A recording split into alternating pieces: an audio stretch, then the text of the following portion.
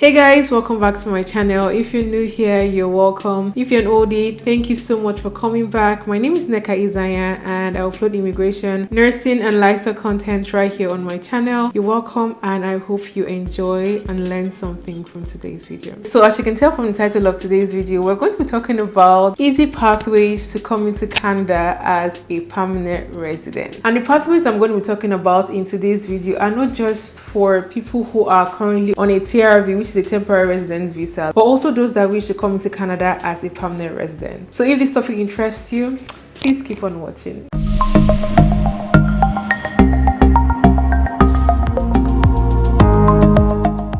Before we get into the main part of this video, I want to point out some disclaimers. The first is I am not an agent. I am not an immigration consultant. This video is solely for educational purposes only. I'll be giving you guys a general overview and key points to make you understand each pathway because of the vast amount of information that is currently on the CIC website. But I solely advise that you do your own personal research on the pathway you decide to go for before you go ahead and apply. Every single information I'm going to be passing across in today's video is gotten from the CIC website. So I'm going to be making reference a lot to the CIC website, and I'm also going to be leaving direct links to each pathway in the description box just to help facilitate your own personal research. So that being said, changes might occur with the information on the CIC website. They update their website and the information on it frequently. I'm saying this because you might be watching this days, weeks or years later, right? So please do your own research and get up to date information whenever you decide to apply for the pathway that best suits you. I'm going to be touching on 4 main pathways to permanent residence here in Canada, and to make them a bit organized and easy to understand, I'm going to be focusing on 5 different aspects on each program. The first is what is the program about? The second is who is eligible. The third is the requirements. The fourth is the fees. And the fifth and final point is going to be the processing time. The first pathway on my list is the Atlantic Immigration Program. This was also known as the Atlantic Immigration Pilot. There are 4 Atlantic provinces here in Canada, which are Nova Scotia, New Brunswick, Newfoundland and Labrador, and Prince Edward Island. This pathway is limited to only those 4 Atlantic provinces, and no other province in Canada like Ontario, BC or whatever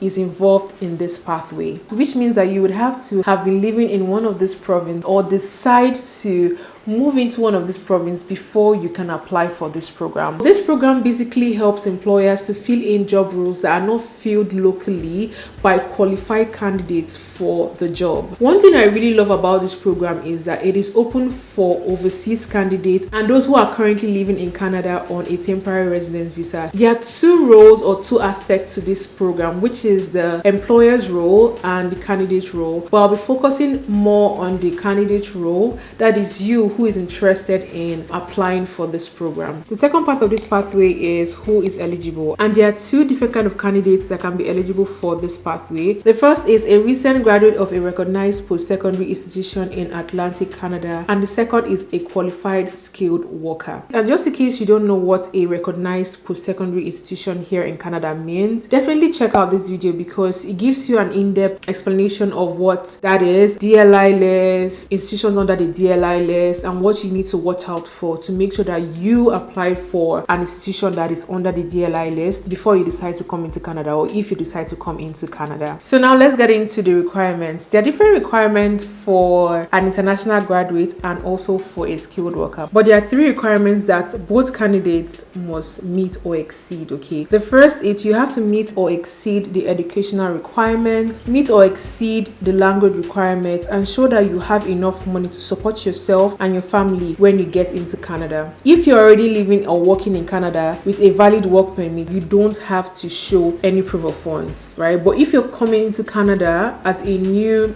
immigrant or whatever, then you would have to show proof of funds. The amount of money you have to prove all depends on the family size and the number of people you're supporting, right? But if it's just you, on the CIC website, it says that you would have to prove that you have about 3,327 Canadian dollars as proof of funds, okay? But if you're adding another family member to yourself, the money increases as the number of family members increases, if that makes any sense. So the fourth part of this pathway, which is the fees, the amount of money you need to pay when applying for this pathway or for this program is 1,365 Canadian dollars as of today.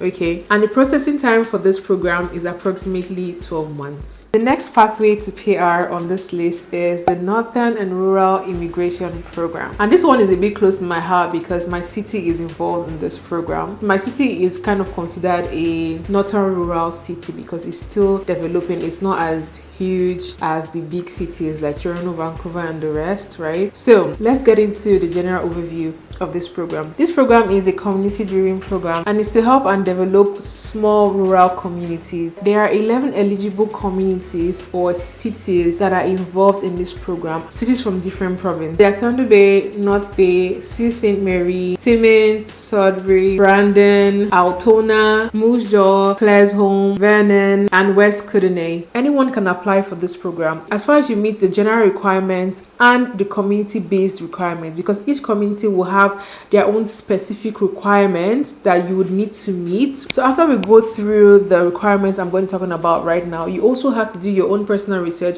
concerning the community you decide to move into. So now let's talk about the general requirement you need to meet or exceed before you can apply for this program. The first requirement is you need to have a qualifying work experience or have graduated from a publicly funded postgraduate institution in the recommending community. The second is you need to meet or exceed the language requirement. The third is you need to meet or exceed the education requirement. And the fourth is prove you have enough money to cater for yourself and your family when you get into Canada. The fifth requirement is intends to live in the community you're applying into. Okay, so if you come into Canada through maybe the North Bay community pilot program, you have to intend to live in North Bay. The next requirement is you have to meet the community specific requirements like I mentioned earlier. The last and final requirement is you have to have a temporary status if you're applying from within Canada. So if you meet all these requirements, then you're good to go. The next part of this is the fees. Just like the Atlantic Immigration Program, you'd also need to pay about 1,365 Canadian dollars when applying for this program. And the processing time for this program is between 12 to 18 months. The third program on this list is the Provincial Nominee Program. This program is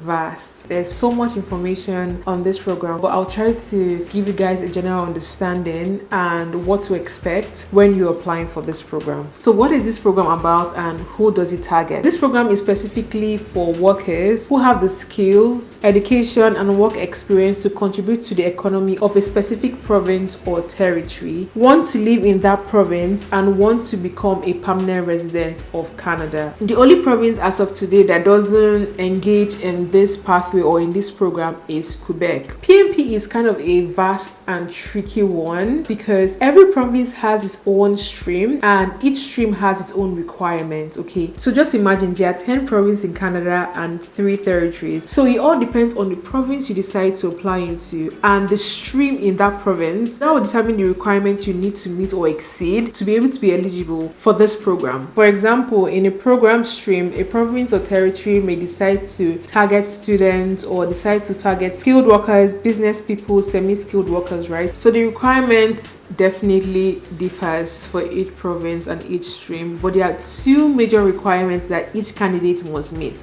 The first one is a medical examination and the second is a police check. Just like the other programs, is 1,365, but this does not include your spouse or your kid or your dependent, so you have to keep that in mind. You can either apply through the non-express entry portal or through the express entry portal. The processing time for the non-express entry process and the express entry process differs. The non-express entry process takes about approximately 24 months on the CIC website, while the express entry process varies depending on the program you're going for. The fourth and final program in today's video is called the Agri-Food Pilot, and this program helps to address labor shortages in the Canadian agri-food sector. The only downside downside to this program is not really a downside, more of a restriction, is that it is limited. It's for a limited period of time. It's going to be closing in May 2023. So if you want to go for this program, you have to apply now, except God just does his thing and they increase the time frame. But if they don't, this program is going to be closed by May of 2023. This pilot program provides a pathway to permanent residence for experienced non-seasonal workers in specific industries